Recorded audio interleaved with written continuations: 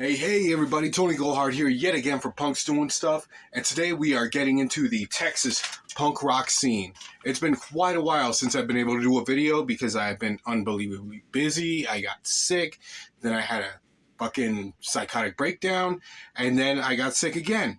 So now we are getting started on this. Again, this is the Texas punk rock scene, or Texas punk rock video, and we are going to be getting into it. And I actually wrote some stuff down. Normally I just kind of like wing it and just say stuff off of the top of my head. So we are going to be getting to this. The video quality for the music parts that I'm going to put on are going to sound a lot like crap because they just got recorded in a messed up way. But we are just going to dive straight into this, and this is probably going to be the last video that I'm actually going to put music in. I'm going to start doing this where I write shit down.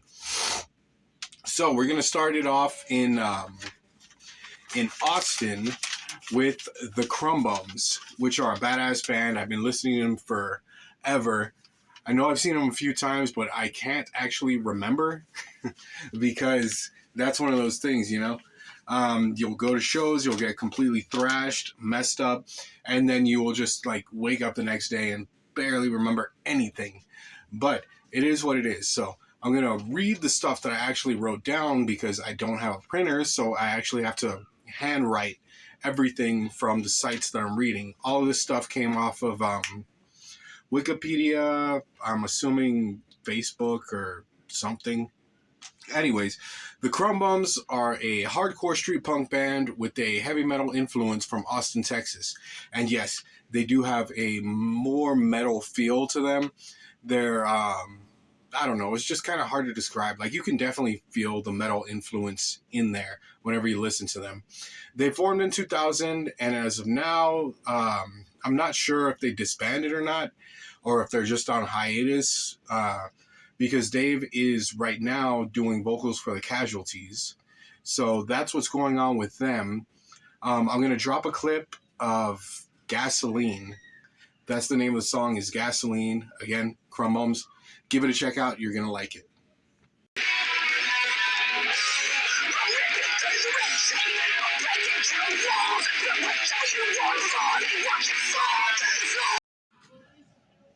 Trying to balance this damn thing. This is, I'm using the pickle cam right now, and the pickle cam just has really bad balance. I think I just need to fill up the jar with something like some rocks or dirt or something, so that way it can be more steady whenever I'm balancing it. But yeah, I'm kind of messing around with that. Anyways, the next band that's going to be on here is going to be a band from Houston. I've been to several of their shows. They always used to do a Christmas show, and it is always awesome. There are drunk punk Santas all over the place. Not 100% sure if they're still doing that now or not, because when I was going, it was still at Fitzgerald's, and Fitz closed down. So, you know, that sucks because that was like the Houston CBGB. Anyways, so 30 Foot Fall is a skate punk band formed in Houston, Texas. They formed in 93 and played their first show on Mother's Day, which is pretty awesome. The band went through a few lineup changes and released several albums. Again, I just kind of wrote down what I found that was readily available. Anyways, these guys are badass. My drummer, one of the guys who had started to get me into the punk scene.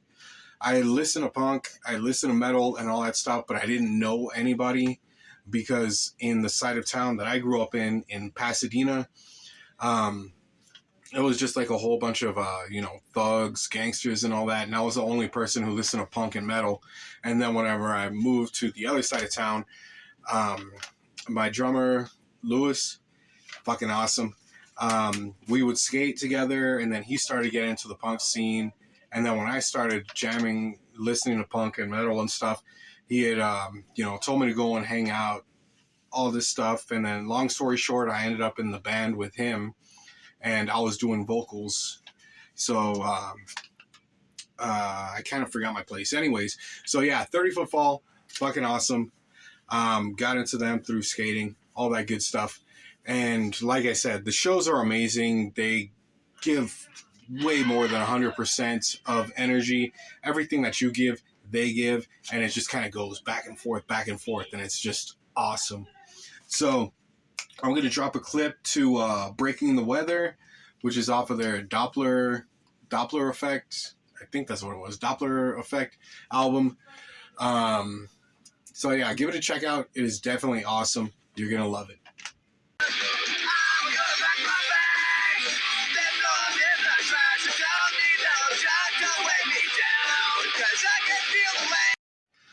Now, next one we're going to get into is a band that I had found.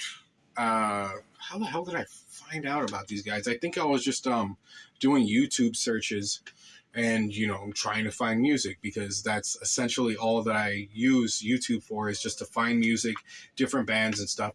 And these guys are called the Scandals, Scandals TX. There's a different, just a way to differentiate them from the Scandals. So the Scandals TX, they are fucking awesome. When I wrote this down, I noticed that they had changed their location from fucking nowhere, Texas to Dallas, Texas, because the place that they were from, I can't even remember off the top of my head where the fuck they were from, but they weren't initially from Dallas. They were from somewhere else. One of those little towns just out of the city. But anyways, so now they're based in Dallas. The Scandals TX were formed in 2003 in Dallas, Texas. They play fast-styled street punk, drawing influences from UK 82 style bands like The Exploited and Discharge. Yeah, you can definitely feel it. They have that strong influence, that hardcore melded with street punk. And whenever you say street punk now, people generally think like, the Casualties or the Virus or stuff like that. But really, street punk was like basically Oi. Like Oi and street punk were like the same thing. It's just, Oi guys shaved their heads, and then street punks had spiky hair. And that's pretty much the main difference initially, anyway. Things evolve, things change. Anyways, these guys are fucking awesome. They haven't changed. This is one of their newer releases, so I'm going to drop this right in here. You're going to like it. It is awesome. It's got live footage from different stuff that's happened, as well as live footage from their performances. So give this a check out. You're going to like it.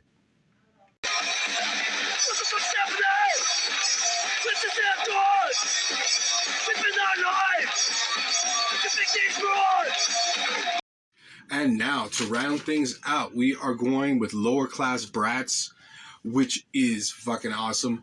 They are one of those bands that, you get in the car, you turn it up, and the main reason that I think you get in the car and you turn it up is because they have that Clockwork Orange influence. And it's, you get in the Durango 95, turn it on, and go out for a bit of ultra violence. Now, let's see what the hell I wrote. Lower Class Bratz were formed in 95 in Austin, Texas, and play a mix of punk, oi, and glam with a Clockwork Orange imagery.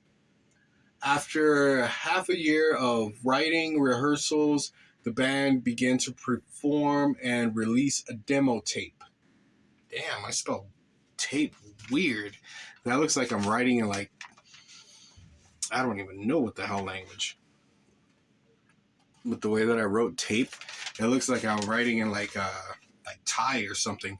Anyways, so yeah, these guys are awesome, fucking amazing. Definitely a cornerstone of getting brought up. Do I have a Lower Class Bratz on my old battle vest that's all fucked up? No, I don't. I do have an Addicts on there. Oh, there it is. It didn't get put on anything, but yeah, there's my Lower Class Bratz. It's probably going to come out in reverse. Lots of times whenever I do videos, things come out in reverse instead of forward. Don't know what the deal with that is, but yeah, I've got my Lower Class Bratz patch right there. So check this out. It's going to be awesome. You're going to love it. Trust me. This will sharpen you up for a bit of the old ultraviolence.